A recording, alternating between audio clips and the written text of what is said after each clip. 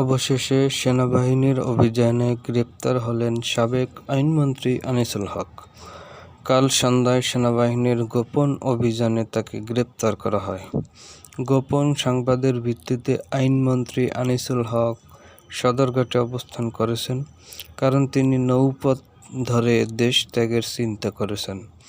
নৌপথের বিশেষ লঞ্চ করে ঢাকা ত্যাগ করবেন, পরে মিয়ানমারের উদ্দেশ্যে রওনা হওয়ার কথা ছিল, কিন্তু সকল পরিকল্পনা নস্যাৎ করে অবশেষে গ্রেপ্তার হলেন সাবেক আইনমন্ত্রী আনিসুল হক।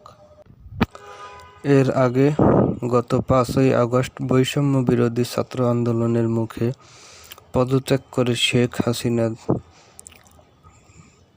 পরে বিশেষ হেলিকপ্টারে করে ভারতের উদ্দেশ্যে পালিয়ে যান।